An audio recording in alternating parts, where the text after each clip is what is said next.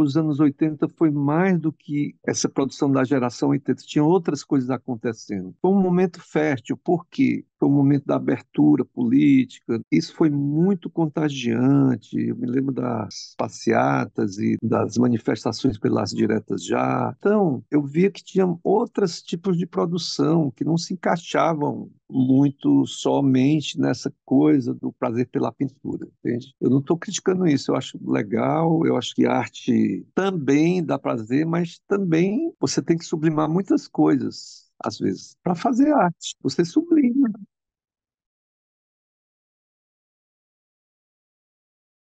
Arte, para mim, não é só você aprender a pintar. Arte é uma experiência de vida, uma experiência sensorial do corpo no mundo. Os deslocamentos são fundamentais, os deslocamentos culturais, os deslocamentos para esse corpo ler o mundo e abrir. Logo ali, que eu tinha 17, 18 anos, conheci o Museu do Inconsciente, tive aula com a Anísio da Silveira, e a escolinha era de formação de professores para arte e educação e tal. Então, para mim, é muito forte a questão humanista da arte. Os vetores que me convergem para o desejo de produzir arte e de pensar arte, para mim, passa por essa questão humanista, da expressão, da complexidade do humano, do que é paradoxal no ser humano, do que é complexidade da existência humana, né? Então eu digo que esses vetores me nortearam e ficou meio que uma filosofia de arte, uma filosofia de uma ética de fazer. Eu não sou artista de galeria, eu dava muita preferência, sempre dei às instituições públicas. Eu acho que a arte ela tem um dado público que pertence à cultura. Depois que você faz, aquilo está no meio de um esteio de valores e considerações que se deve fazer.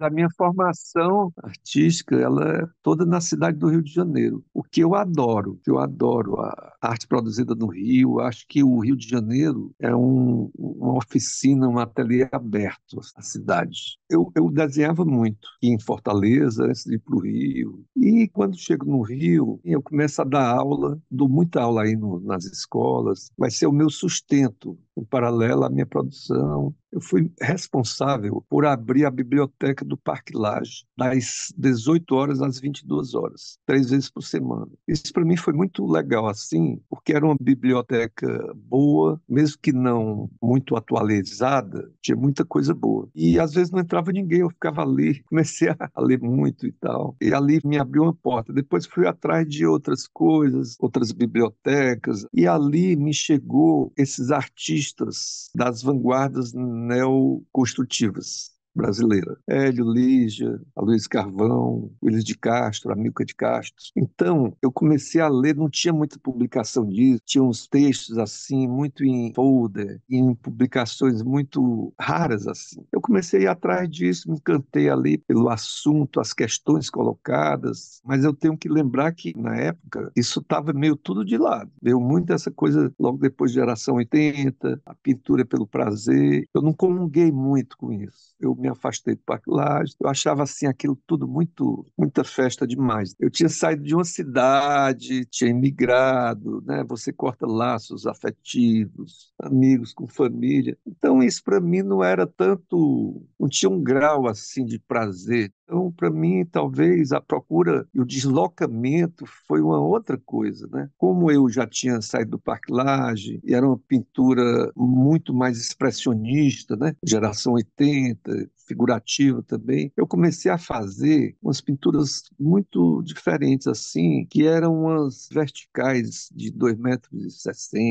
umas tiras de madeira que eu pintava. Foi esse primeiro trabalho que eu entrei no circuito de arte profissional aí no Rio, na FUNARTE, no MAN, em exposições coletivas. E, lógico que a geração 80, isso não é nenhuma crítica, foi importante, e depois deu artistas importantíssimos, pintores e tal. Mas eu estava querendo outras experiências, então fazia uma arte influenciada pelo movimento neoconstrutivo, mas ampliando a escala dos objetos. Isso tinha 2,60, às vezes mais, umas tiras que eu chanfrava elas, fazia assim um chanfro, um desenho diferente no suporte, e depois pintava meio que atravessando isso. Criava um objeto, Também fui muito influenciado pela teoria do não objeto, do Ferrer Goulart, essas coisas todas aí, Lígia Clark, Gamil. Então é mais ou menos assim. Era o pensamento da cor do Hélio, a linha orgânica de Lígia Clark, o corte no Amil, que eu fui assim pegando essas inflexões que fizeram linguagem para esses artistas, e aquilo eu também recodifiquei para a minha produção.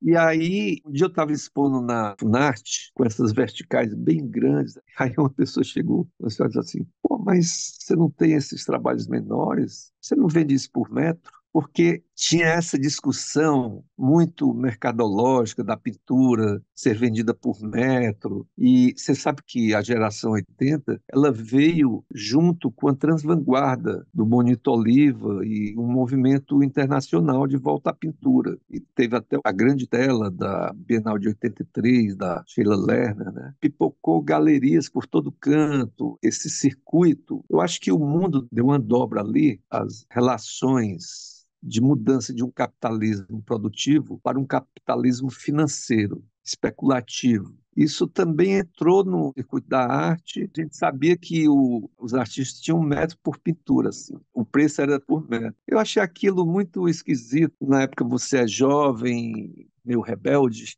e aí eu fiz esse trabalho, que eu fui, juntei grana para comprar essa fita que foi cara, uma fita alemã, e botei um monocromo pintura por metro. Eu digo que se alguém quiser 1 metro, você abre só 1 metro. Se alguém quiser 2 metros, abre 2 metros da fita. Se alguém quiser 3, abre.